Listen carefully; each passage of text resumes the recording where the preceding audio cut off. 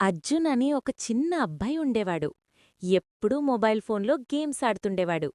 తల్లిదండ్రులు ఎంత చెప్పినా వినేవాడు కాదు.